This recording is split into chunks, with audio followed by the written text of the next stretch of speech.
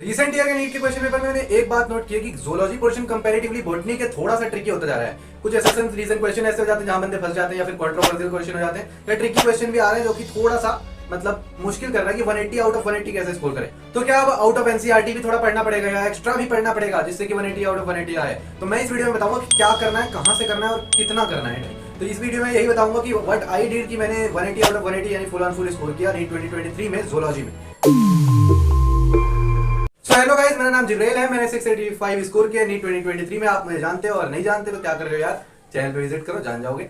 In the beginning of this video मैं आपको पहले ही बता देना चाहता हूं कि मेरी जूलॉजी कंपैरेटिवली वीक थी बॉटनी के हिसाब से। जैसे कि मेरा ह्यूमन रिप्रोडक्शन या फिर बायोटेक्नोलॉजी में मैं कितना भी कर लूं ना, तो भी क्वेश्चन जब आता था कॉन्सेप्चुअल क्वेश्चन आता था और उससे मेरा गलत ही होना था।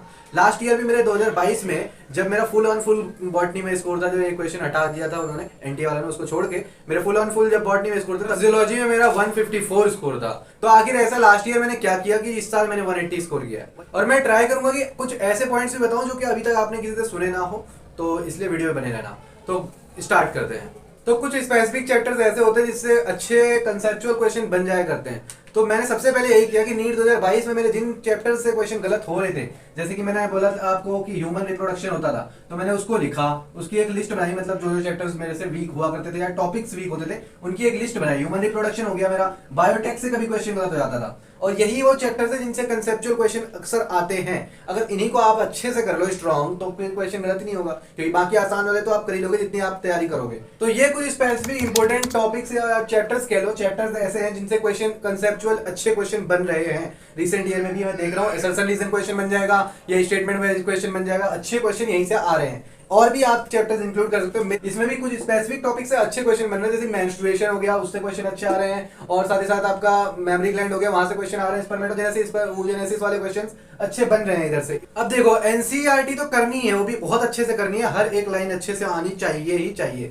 और वो बहुत जरूरी है। ठीक है, इसके अलावा जैसे कि लास्ट ईयर मैंने आपको बताया कि क्वेश्चन ऐसा था जिसमें इनटू एनसीईआरटी में फ्रॉम दे रखा है उसमें, लेकिन एनटी वालों ने इनटू एक्सेप्ट किया है ना, तो वो वाला क्वेश्चन मेरे को भी तंग किया। और मैंने फिर सोचा कि क्या अब एनसीईआरटी के बाहर पढ़ना पड़ेगा, नहीं तो फिर तो क्वेश्चन ही नहीं होगा, मेरे फुल आएंगे कैसे, फुल ऑन फुल नहीं आएंगे। ठीक है, तो और इसी सर्च में मैं पहुंचा एग्जाम्पलर में। हाँ, मेरे एक फ्रेंड ने बताया कि एग्जाम्पलर में एक ऐसा क्वेश्चन है, तो मैंने चेकआउट किया वहां पे भी एग्जाम्पलर में, तो देखा कि हाँ उसमें कॉन्सेप्ट में ऐसा बताया गया है कि इनटू भी करेक्ट है। अगर इनटू लिखा है तो वो भी कंसेप्चुअली ज्यादा करेक्ट है, इनटू 70 फेरस टू गुड।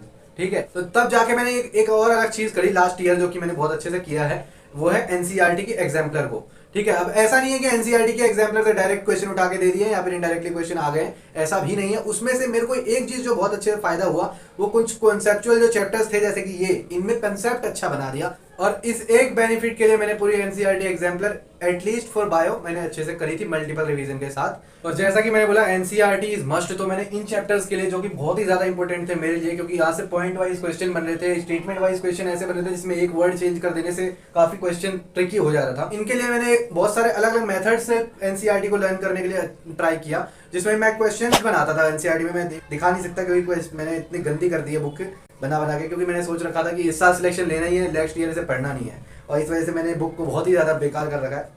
ठीक है, तो इसमें मैं क्वेश्चंस बनाता था हर एक वर्ड से। तो मैंने चैप्टर्स में बहुत सारे क्वेश्चन बना रखे थे खुद से, क्वेश्चन बनाता असर्शन रीजन क्वेश्चन हो वो बना देता, या फिर स्टेटमेंट वाइज क्वेश्चन आ जाए तो वैसे बना देता, या फिर मार्क कर देता, हाईलाइट कर देता। इसके अलावा इस मेथड के अलावा और भी मेथड्स यूज करता था, जैसे कि एक्टिव रिकॉल मैं पहले ही बता चुका हूँ कि मैं जौन सा टॉपिक मेरा कोई वीक है, जैसे कि मैंने आपको बताया कि स्पर्मेटोजेनेसिस से काफी अच्छे क्वेश्चन आ जाते हैं, oogenesis से भी आ जाते हैं एक लाइन में। फिर मैं जब मेरा फ्री टाइम होता मैं उस टाइम माइंड में उसको रिकॉल करता, पूरे समराइज करता हर एक लाइन, इससे काफी अच्छे से याद हो गया था। और ये मेथड्स ही बता रहा हूँ मैं, जो कि एनसीईआरटी को आपको याद करने के लिए, लर्न करने के लिए, अच्छे से रट्टा मारने के लिए बहुत ज्यादा अच्छा काम में आएगा। तो ऐसे मेथड्स आप यूज करो।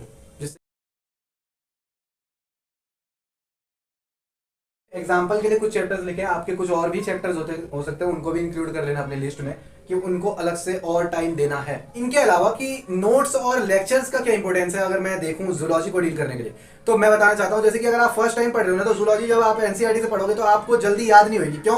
क्योंकि आपको समझ में ही नहीं आएगा।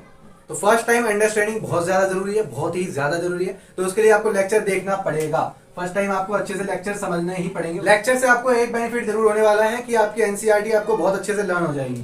ठीक है, अब लेक्चर देखा है और नोट्स नहीं बनाए तो फिर क्या ही काम किया आपने, कुछ भी नहीं हुआ। ठीक है, तो नोट्स तो बनाने पड़ेंगे और नोट्स को अच्छे से रिवाइज भी करना पड़ेगा लेक्चर के बाद। नोट्स आप अच्छे से रिवाइज करोगे तभी आपको एनसीईआरटी समझ में आने वाली है। पहले टाइम की बात बता रहा हूँ, उसके बाद और भी बताऊंगा आपको क्या करना है अगर आप बहुत बार लेक्चर देख चुके हो तो, जैसे कि मैंने क्या किया था। तो इसके अलावा जैसे कि मैंने 22 वाला जब बैच पढ़ रहा था तब मैंने अच्छे से लेक्चर्स नोट्स सब कुछ बना लिए थे, अच्छे से याद भी कर लिया था और रिवाइज भी कर चुका था। लेकिन मैंने 2023 में क्या किया, मैंने नोट्स को लिया और नोट्स को पहले इनिशियली रिवाइज किया अच्छे से। स्टार्टिंग के 2-3 मंथ्स मैंने अच्छे से रिवाइज किया नोट्स को, जिससे कि मैं एनसीईआरटी के साथ भी चल रहा था और नोट्स भी रिवाइज कर रहा था। लेकिन लास्ट के आते टाइम जब 2-3 मंथ्स बचे थे, मैंने सिर्फ एनसीईआरटी एग्जाम्पलर करी और एनसीईआरटी को अच्छे से अच्छे किया, जो कि मैंने आपको मेथड्स बताए। अच्छे से अच्छा एनसीईआरटी को फोकस किया और एनसीईआरटी एग्जाम्पलर को। देखो, एक दो क्वेश्चन जो कि वो भी श्योर नहीं है कि आउट ऑफ एनसीईआरटी आएगा, या ये भी श्योर नहीं है, उनके लिए आउट ऑफ एनसीईआरटी पढ़ना वो तो सही नहीं रहेगा। लेकिन आप ऐसा कर सकते हो, जैसे कि मैंने बताया कि इन चैप्टर्स में कुछ कॉन्सेप्चुअल टॉपिक्स भी हैं, जैसे कि मेंस्ट्रुएशन हो गए इसके अंदर, तो उनके कॉन्सेप्चुअल क्वेश्चंस आप प्रैक्टिस कर लो, क्योंकि वो सही रहेगा, मेरे ख्याल से ज्यादा फायदा देगा। जो कि मैंने भी करा था अलग अलग सोर्सेज से, और सोर्सेज आप जानते हो, पीडब्ल्यू से भी कर लिया और भी जगहों के मैंने सोर्सेज से क्वेश्चंस किए थे इनके। ठीक है, इन चैप्टर्स की एग्जाम में इंपॉर्टेंस और इनमें मेरे मार्क्स कटना मेरे को इस तरह से कर दिया था कि मैंने एनसीईआरटी को इतने अच्छे से कर लिया था कि उसमें मैंने इतने अच्छे अच्छे क्वेश्चन एसर्शन खुद बना रखे थे, जो कि बाद में टेस्ट सीरीज में आते हैं। सच बता रहा हूँ, और ये मैंने आपको प्रूफ भी दिया हुआ है, टेलीग्राम पे भी दिखाया है। और एक लास्ट चीज, क्वेश्चन ध्यान से पढ़ना इज वेरी इंपॉर्टेंट। जैसे कि 23 में भी एक क्वेश्चन ऐसा आया था, which one of the following is not an advantage of inbreeding. इसमें भी काफी क्वेश्चन लैंग्वेज की वजह से फंसे थे काफी बच्चे, और जिसकी वजह से गलत भी हुआ था। तो यही था। और एक और चीज कहना चाहूंगा कि देखो, 180 तक पहुंचना ऐसा नहीं है एक आध चीज कर ली हो जाएगा, पूरी जर्नी आपको करनी पड़ती है। लेक्चर नहीं देखा तो लेक्चर नहीं आता है तो लेक्चर करना ही पड़ेगा, नोट्स करने ही पड़ेंगे, नोट्स अगर नहीं समझ में आया है अच्छे से तो नोट्स करने पड़ेंगे, एनसीईआरटी करनी ही पड़ेगी, टेस्ट देना ही पड़ेगा, क्वेश्चन प्रैक्टिस करनी पड़ेगी, डिप्टीज करनी पड़ेगी। पूरी जर्नी जब आप ट्रैवल करोगे ना, तब आप 180 तक पहुंच सकते हो। यही है उसमें, वही चीज है कि कुछ जगह पे आपको ज्यादा इंपॉर्टेंस देनी पड़ती है, क्योंकि उनसे अच्छे क्वेश्चन आते हैं, कॉन्सेप्चुअल क्वेश्चन आते हैं। बाकी सब तो आप कर ही लोगे अगर आपने तैयारी थोड़ी बहुत भी करी है तो। यही बताना था इस वीडियो में। चलता हूँ फिर, इस वीडियो से भी मिलूंगा फिर कभी।